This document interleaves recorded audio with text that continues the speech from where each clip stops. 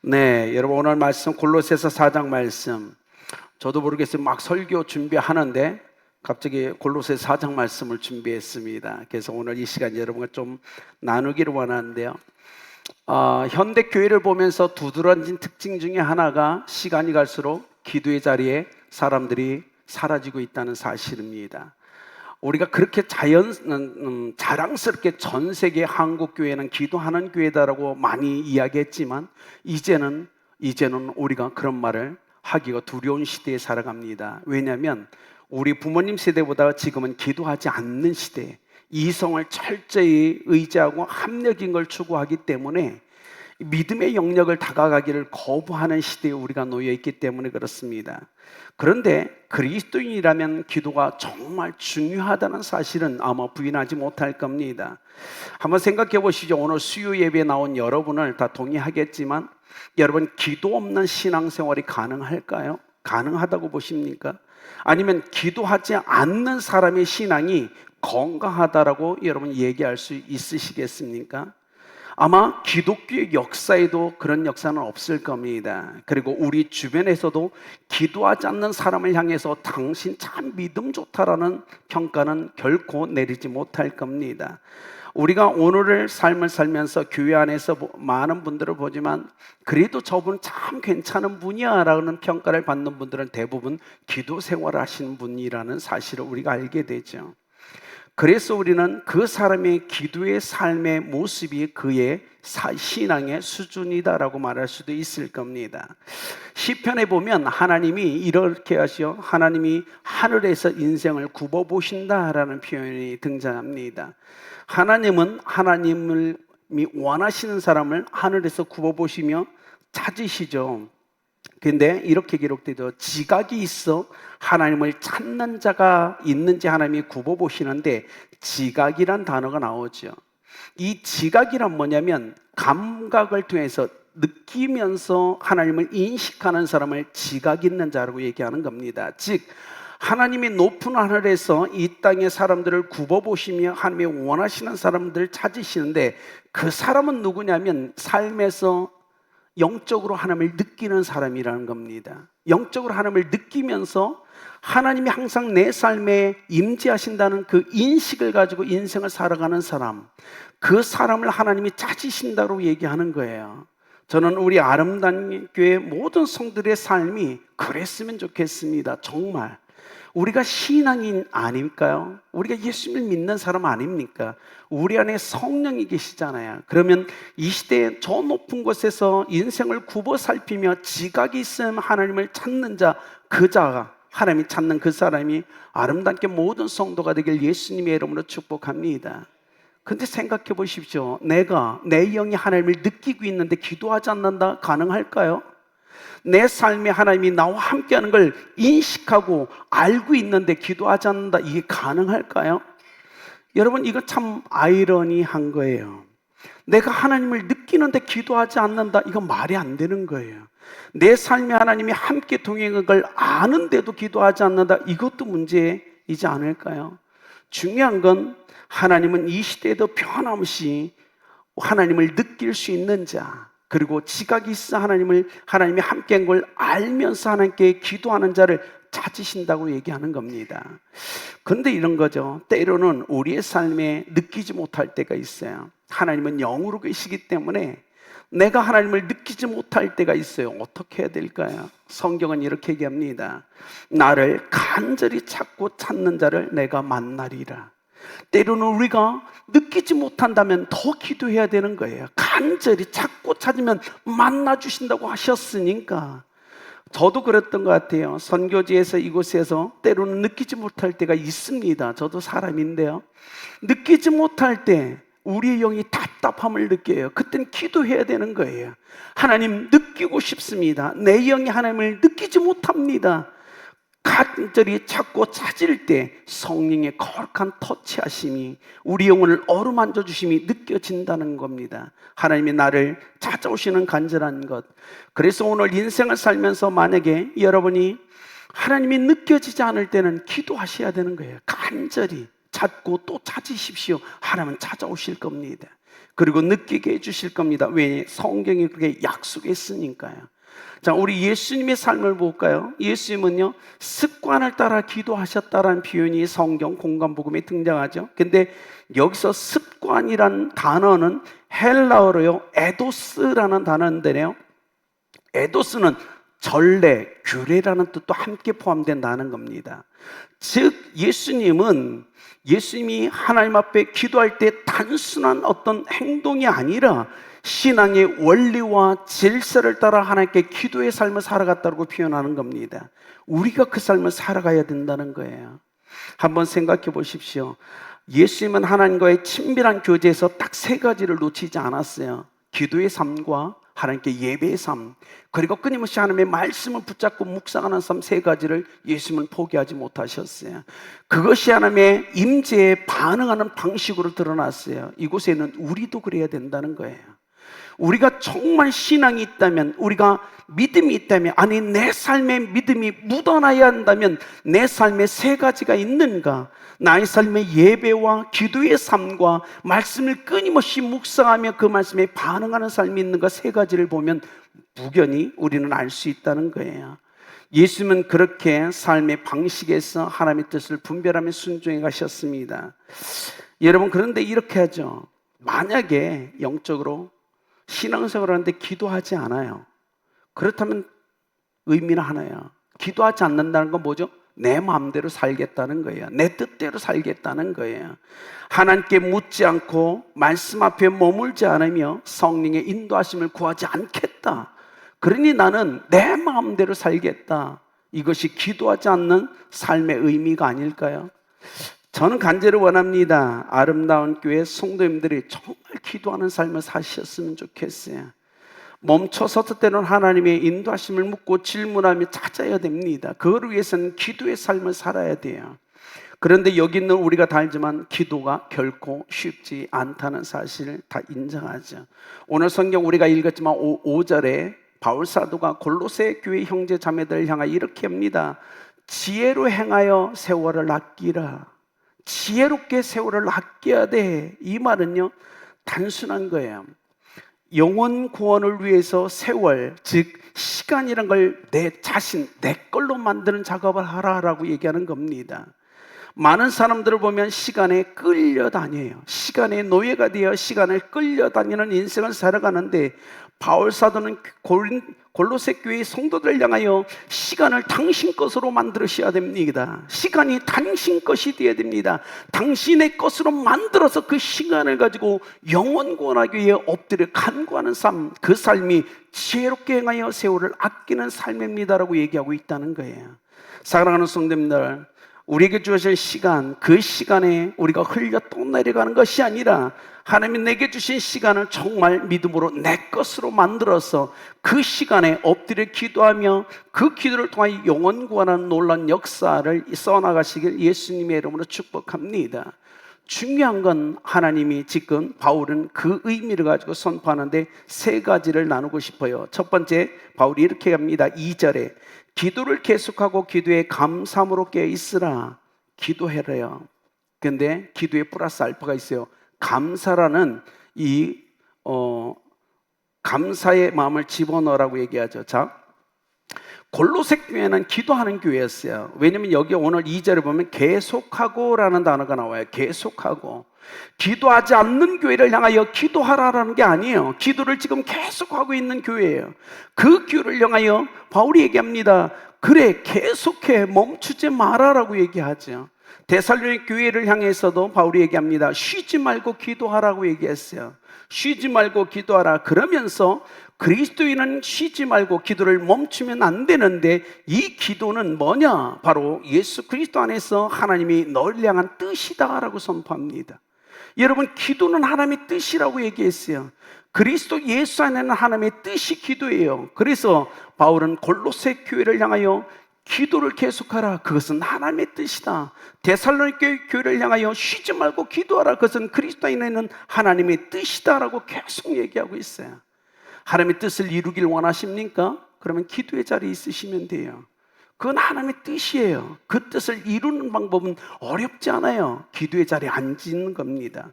우리가 너무나 잘 아는 사무엘상 12절에 사무엘이 등장하죠. 그가 어떻게 얘기합니까? 이스라엘 백성을 위하여 나는 너희를 위하여 기도하기를 쉬는 죄를 여호와 앞에 결단코 범치 않는다. 이 표현을 좀 더 바꾸면 이겁니다. 사무엘은 당시 이스라엘의 사사였어요. 그가 이렇게 합니다. 나는 이스라엘의 사사로서 하나님이 이스라엘 나에게 붙여주셨으니 내가 사사로서 내가 결단코 너희를 위하여 기도하는 죄를 범하지, 기도하기를 쉬는 그 죄를 범하지 않겠다라고 표현하고 있어요. 자, 기억합시다. 목사라면 목사에게 있어서는 기도하지 않는 건 죄예요. 맡겨진 영혼을 자기 능력으로 하는 게 아니에요. 목자, 목녀가 기도하지 않는 건 죄예요. 사무엘은 얘기합니다. 사사로서 한 인간이 아니에요. 그는 맡은 직분과 사명이 있는 사사로서 이스라엘 백성을 위해 기도하지 않는 죄를 범하지 않을 거라고 약속하셨어요. 하나님 이 시대도 동일하죠. 영적 사역자라면, 그리고 영적 목자와 목녀라면, 교사라면 기도해야 되는 거예요. 그것은 사명이에요. 그거를 멈춘다는 건 죄라고 지금 믿음의 고백을 하고 있는 사무엘을 보십시오. 그런데요, 여기 있는 저도 동일하지만요, 기도가 지루해질 때가 있더라고요. 여러분 경험 안 하셨습니까? 지루해질 때가 있어요.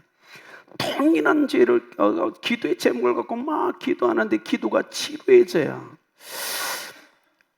헬스클럽에서 러닝머신에서 멍하니 앞 쳐다보고 1시간 달리는 것과 똑같아요. 내가 왜 이러고 있지? 똑같아요. 기도가 지루해질 수 있어요. 기도가 지루해지면요, 기도하기 싫어요. 그리고 기도하는 것 자체가 굉장히 피곤해집니다. 그래서 바울이 그 원리를 알았어요. 그래서 골로새 교회를 향하여 이렇게 얘기합니다. 기도를 하는데 어떻게 감사함으로 기도하라라는 거예요. 감사가 있으면 지루하지 않아요. 자, 여러분 영화나 드라마를 보면 재밌어요. 재밌어서 1시간 봐도 지루하지 않아요. 재밌으니까요. 기도도 재밌어야 돼요. 재미가 있으려면 몇 가지 원칙이 있는데, 기도응답 자주 일어나야 되겠죠? 그렇죠? 그렇지 않다면 뭐죠? 기도에 감사가 있어야 돼요. 감사가 있으면 지루하잖아요. 그런데요, 감사 없이 주세요 계속 달라고 하다 보면 하루 이틀은 괜찮은데 한 달, 두 달 하면 지쳐요. 그리고 지루해져요. 내가 뭐 하는 거지? 응답도 제대로 안 오고 계속 달라고만 하니까 너무 힘들죠. 여러분, 기도는 정말 감사로 해야 되는 거예요.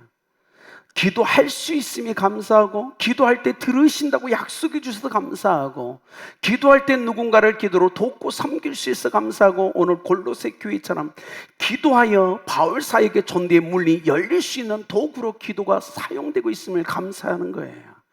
기도는 감사가 들어가야 된다는 겁니다.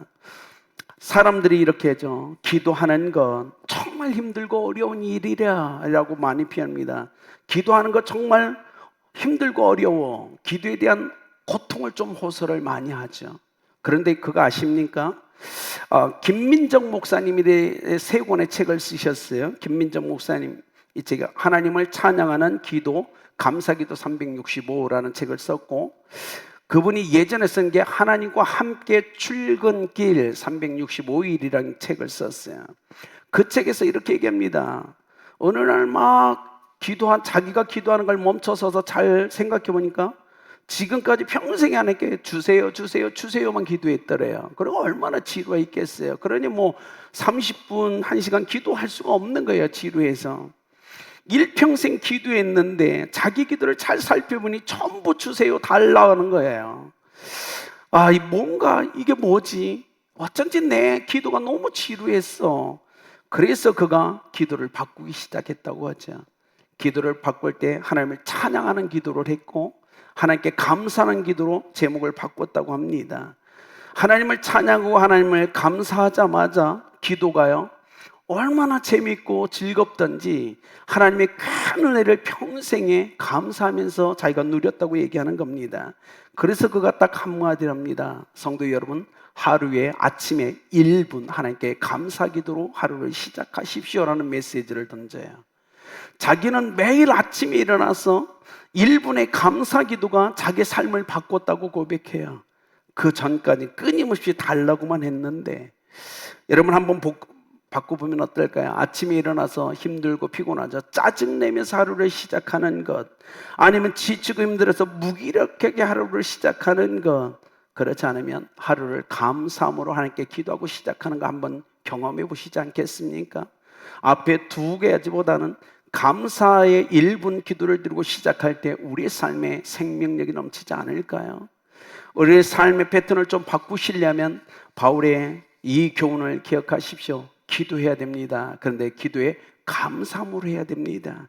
그래야 지루하지 않을 수 있다고 얘기하는 거예요. 두 번째 이겁니다. 영원 구원을 위해 기도하십시오라고 우리에게 도전해요. 3절. 또한 우리를 위하여 기도하되 하나님이 전도할 문을 우리에게 열어주사 그리스도의 비밀을 말하게 하시기를 구하라. 내가 이 일 때문에 매임을 당하였노라.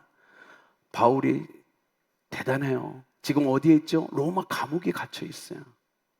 그는요, 골로새 교회 형제 자매들에게 나의 석방을 위해서 기도해달라, 나의 건강을 위해 기도해달라, 내가 외롭지 않도록 기도해달라, 이런 기도를 요청하지 않았어요. 감옥에 있는 사람인데 감옥에 있으면서도 뭐라고요? 성도들을 향하여 전도의 문을 열어주길 기도하십시오. 누군가는 그래도 비웃지 않았을까요? 감옥에 갇혔는데 무슨 전도의 문을 열어달라고 얘기해. 근데 바울은요, 하나님을 믿었거든요. 하나님의 전능하심을 믿었거든요. 내가 감옥에 있다 할지라도 하나님의 능력은 제한을 받지 않는다. 하나님이 역사하시면 이 감옥 안으로 사람들을 보내주실 거다. 그리고 말씀을 가르칠 수 있는 은혜를 주실 거다. 이게 믿음 아닐까요? 여러분, 바울은 우리가 기본적으로 생각하는 믿음의 한계를 넘어서요. 그렇지 않을까요? 그는 아마 시베리아 아주 그 얼음판 그 추위 가운데 있다 할지라도 그런 기도를 했을 거예요. 하나님, 내가 이곳에 있으니 이곳에서도 전도할 수 있는 문을 열어주십시오라고 기도할 만한 사람은 바울밖에 없을 거예요. 그렇지 않을까요? 땡볕에 내렸지는 한 사막 한가운데 그 혼자 있을지라도 그는 그 기도했을 거예요. 하나님, 제가 이 사막 한가운데 있는데 이곳에 전도의 문을 열어주십시오라고 기도할 만한 사람은 바울밖에 없었어요. 그가 골로새 교회 성도들에게 얘기합니다. 어떤 상황이 있든 석방과 구집이 아니라 내게 하나님이 전도의 문을 열어달라고 기도해 주십시오. 그 기도가 저에겐 필요합니다라고 얘기하고 있는 거예요. 하나님이 역사하시면 감옥에 있다 할지라도 전도의 문은 열린다. 여러분, 이 믿음 한번 생각해 보십시오. 그래서 그랬을까요? 그는 감옥에서 거침없이 하나님의 복음을 전파하는 자로 살아갑니다. 빌립보서 1장 12절 13절에 거기서 이렇게 하죠. 온 시위대왕과 기타 모든 사람에게 복음이 전해졌다라고 그가 선포하고, 사도행전 28장 30절 31절 자기의 오는 모든 사람을 다 영접하고 담대히 하나님 나라를 전파하며 주 예수 그리스도에게 관한 것을 가르치되 그 많은 사람이 없었다라고 그가 간증하고 있어요. 대단한 거 아닙니까? 골로새 교회 기도 요청을 했고 골로새 교회는 그를 위해 기도해 주었어요. 하나님, 바울이 감옥에 있지만 전도의 문을 열어주십시오. 그래서 바울은 그 골로새 교회 성도들의 기도를 힘입어 빌립보서와 사도행전에 여러분 기도 때문에 제가 담대하게 복음을 전할 수 있었습니다. 하나님이 정말 많은 사람을 보내주셨고 저는 그 한 사람도 놓치지 않았습니다라고 고백했다는 거예요. 그러니 사랑하는 여러분의 기도가 지루해지지 않으려면 영원군을 위해서 기도하면 어떨까요?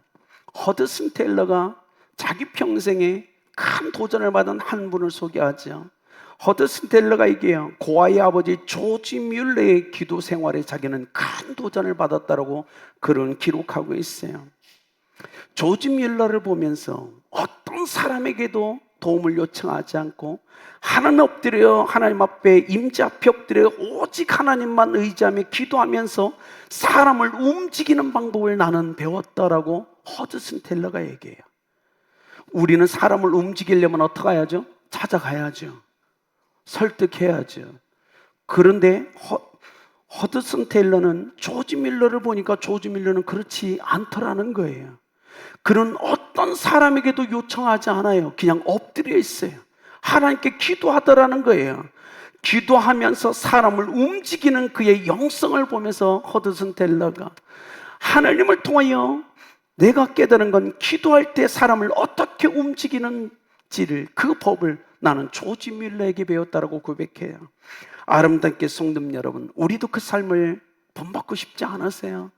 인간적 어떤 지혜로운 말이 아니라 기도함으로 사람을 움직일 수 있는 영성의 소유자가 되고 싶지 않습니까? 저는 되고 싶어요. 왜냐하면 저는 바울같이 말에 억눌한 사람이에요. 아름답게 표현할지 못해요. 그래서 이런 믿음의 고백을 보면 부러워요. 그래, 맞아. 기도로 사람을 움직일 수 있지. 기도하면 하나님이 사람을 움직이지. 우리도 그 삶이 가장 지혜로운 방법을 알고 있는데 왜 기도하지 않을까? 여러분, 오늘 이 수요 예배 나온 여러분만은 오늘 바울사도의 이 말씀을 기억하며 기도로 사람을 움직이시길 예수님의 이름으로 축복합니다. 하나님이 움직여 주실 겁니다. 이게 가장 지혜로운 방법 아닐까요? 우리가 백날해도 안 될 것. 자, 보십시오. 지금 우린 다음 세대가 여름 성경학교와 수련회를 지금 진행하고 있어요. 우리의 기도가 필요치 않을까요? 제가 우리 사역자들에게 한 가지 부탁을 했어요. 이번 성경학교는 우리만의 축제가 아니다.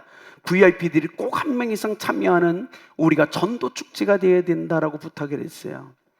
여러분, 거기에 우리가 필요한 건 여러분의 기도입니다. 여러분, 영아부, 유치부, 아동부, 청소년부, 대학 전부에 이번 성경학교 수련회에 하나님 전도의 문을 열어주십시오. 한 명 이상의 VIP가 참여하는 성경학교 수련회가 되겠다고 기도해 주십시오. 그리고 목장마다 1년에 한 명 이상 VIP가 더해지는 은혜를 달라고 우리가 기도합시다. 기도로 사람을 움직여 보자고요. 내가 누군지는 몰라요. 그러나 나는 기도할 뿐이고 그 문을 여실 분은 하나님이시며 그 사람을 목장으로 다음 세대로 인도해 주실 분도 하나님이세요. 이번 우리가 기도함으로 사람을 움직여 주신 그 하나님을 경험하길 예수님의 이름으로 축복합니다. 마지막 세 번째는 소금과 같이 만나는 언어를 구사하라고 얘기하는 겁니다. 이 말은 뭐냐면 영혼 구원을 위해서 우리가 그런 삶을 살아야 된다고 지금 얘기하는 거예요. 6절을 보십시오. 너의 말을 항상 은혜 가운데서 소금으로 맛을 낸 것 같이 하라. 그리하면 각 사람에게 마땅히 대답할 것을 알리라. 왜 바울은 그리스도인들이 소금과 같은 맛이 나는 언어를 구사하라고 요청하고 있을까요? 영혼 구원이에요. 바울은 지금 그리스도인들끼리 교제에 대해서 얘기하는 게 아니에요. 골로새 교회 형제 자매 여러분, 여러분의 언어에는 소금과 같은 맛이 배어 있어야 됩니다. 그 언어에 맛이 배어 있어야 될 이유는 그 언어로 영혼을 구원하기 위함입니다. 여러분, 복음은 언어를 통해서 선포됩니다.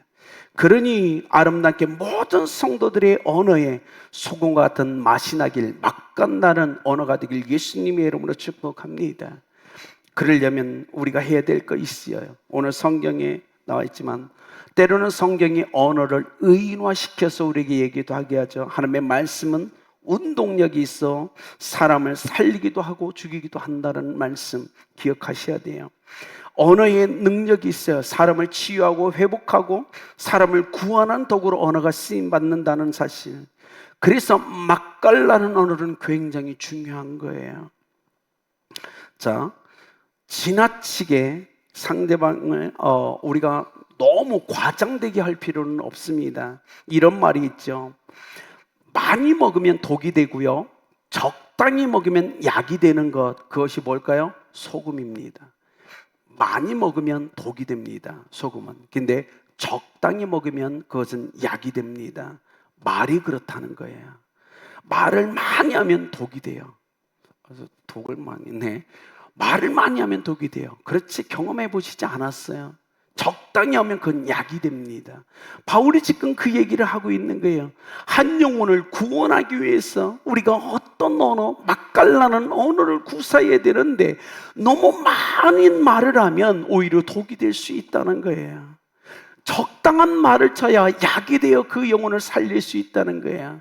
여러분, 자녀들에게 잔소리 많이 하시나요? 믿음이 없는 자녀에게 야, 교회가 너무 많이 오면 독이 돼요. 그럴 필요 없어요. 기도해야 하라니까요. 기도해서 움직여야죠. 적당하게 하셔야 되는 거예요. 적당하게. 바울은 지금 골로새 교회 성계 자매들에게 얘기합니다. 아직 복음을 듣지 못한 영혼이 우리 주변에 너무 많으니 그들을 구원하기 위해서 우리가 맛이 나는 언어를 좀 구사하자라고 얘기하는 거예요. 그런데 여기 있는 저나 여러분이나 우리가 실수하는 게 있어요. 커피숍에 가서 성도끼리 모여 커피를 마시면서 어떡하지? 때로는 교회를 욕합니다. 다른 교회 욕하고 목사님 욕하고 성도들 욕하고 옆에 있는 넌크리스찬들이 다 듣고 있어요. 귀는 다 열려 있거든요. 그러면서 어떡하죠? 마음 문을 닫아요. 그렇구나. 교회가 저렇구나. 목사님들이 저렇구나. 다 닫아요. 맛깔나는 언어는요, 기억하십시오. 바울에게는 넌크리스찬 옆에서 절대 함부로 얘기하지 말라는 거예요. 믿는 자끼리는 신앙이 있으니까 받아줄만 해요. 믿는 자. 근데 믿지 않는 사람 옆에 있는데 거기에 교회를 욕하고 목사님을 욕하고 사역자들, 성도들, 사랑하는 형제와 자매들을 비방하면 그들은 마음을 닫아요. 교회가 저런데 내가 왜 가야 돼? 라는 거예요. 우리가 다 문을 닫게 만들어요. 그래서 바울이 얘기합니다. 맛깔나는 언어는 넌크리스찬이 있을 때 적당히 얘기하는 거야. 그런 독을 다 빼라고 지금 얘기하는 겁니다. 그것이 우리가 해야 될 일이라고 얘기하는 거예요. 잠언 25장 11절 경우에 합당한 말은 은쟁말의 금사과다. 즉 상황에 맞게 구사되는 언어는 바로 맛을 내는 소금과 같다. 가치가 있다라는 거예요. 사랑하는 여러분, 우리가 앞으로 얼마나 더 살아가야 될까요? 우리 주변에 살피십시오. 넌크리스찬이 옆에 있을 때는 언어를 조심하십시오. 그래서 나 때문에, 나의 언어 때문에 복음이 막히지 않도록 조심하시길 예수님의 이름으로 축복합니다. 영혼을 구원하기 위해서 때로는 말을 절제해야 된다고 바울이 얘기하는 겁니다. 그래서 이렇게죠. 각 사람에게 마땅히 대답할 것을 알리라. 이 말은 뭐냐면 우리가 넌크리스찬을 전도하기 위해서 말을 좀 절제하며 이 맛깔나는 언어를 우리가 사용할 때 성령께서 내가 원하는 말이 아니라 그 영혼을 살리는 말을 우리에게 주신다는 거예요. 그래서 막 말을 많이 하면 안 된다고 얘기하는 거예요. 천천히 말을 적당히 하면서 성령을 의지할 때 성령께서 그때 적당한 말을 우리 입술에 주신다라고 지금 바울은 얘기하고 있습니다. 그러니 그렇게 우리의 삶을 살아가면 어떨까요? 결론을 맺을까 합니다. 골로새 교회의 마지막 설교를 하면서 바울은 딱 두 가지를 부탁합니다. 골로새 교회 형제 자매 여러분, 첫 번째, 기도를 계속하셔야 됩니다. 그것은 하나님의 뜻입니다. 기도가 치료해 줄 수 있으니 감사함으로 기도하십시오. 그러면 더 기도할 수 있을 겁니다. 두 번째, 믿지 않는 사람들 옆에 있을 때는 소금과 같은 맛깔나는 언어를 사용하여 주십시오. 지나치지 않고 적당한 말을 할 때 그들의 마음은 열릴 겁니다. 그 얘기를 하고 있죠. 아름다운 교회가 이 두 가지, 바울 사도를 통해서 성령이 이 시대 우리 가운데 주는 메시지가 이 두 가지 아닐까요? 여러분, 새벽 예배는 못 나오시더라도 수요일 날 나와서 우리가 최소한 한 번 같이 기도하는 것도 복될 겁니다. 그러니 여러분, 지금까지 기도의 삶을 살아오셨으니 앞으로도 계속 기도의 삶을 살아가시길 예수님의 이름으로 축복합니다. 그리고 맛깔나는 어느 인생을 살아가시길 축복합니다. 한 가족이요, 생활이 너무너무 도시에서 사는 생활이 어려워요. 그래서 집을 다 팔고 한 시골 마을로 이사 가게 되었어요. 7살 된 딸이 얼굴을 찌푸리며 이렇게 엄마에게 얘기해요. 엄마, 우리가 이사 가는 그 시골에 교회가, 예배당이 있나요? 라고 질문합니다. 주일학교를 가고 싶은데 시골로 가면 교회가 없으면 주일학교를 못 가니까 이 어린 딸이 슬픈 표정으로 엄마에게 질문합니다. 엄마가 대답해 주죠. 얘야, 우리가 이사가는 시골은 아주 작은 마을이라 교회가 없어. 예배당이 없단다. 그러니까 7살 딸이 너무 슬픈 거예요. 주일학교를 못 간다는 게 너무 아파서 부모가 이삿짐을 막 차로 나르는데 아이가 보이지 않습니다. 어머니가 찾아보니까 자기 방에 엎드려 기도하고 있는 거예요. 7살짜리가. 하나님, 저희가 가는 시골엔 교회가 없대요. 하나님, 안녕히 계세요. 엄마가 가슴이 찡한 거예요. 엄마가 같이 엎드려 딸과 함께 기도합니다. 이 가족이 시골 마을, 작은 시골 마을로 이사를 갔어요. 놀랍죠? 딱 2달 만에 그 교회가 그곳에 세워지게 됩니다. 그리고 아이의 소원을 하나님이 들어주시죠. 사랑하는 여러분, 우리의 기도에는 분명 응답의 은혜가 함께합니다. 여러분, 기도는 굉장히 중요한 거예요. 그래서 오늘 여러분, 우리 다음 세대를 위해 기도해 주십시오. 성경학교 수련회를 위해 기도해 주십시오. 목장을 위해, 연합교회를 위해 기도해 주십시오. 하나님, 천대문을 열어 주십시오. 그리고 우리에게 영원 구원의 은혜를 더해달라고 기도하면 어떨까요? 이 시간 다 같이 조용히 눈을 감고 결단의 기도로 나가고요, 찬양단 앞으로 나오셔서 같이 기도하겠습니다. 하나님,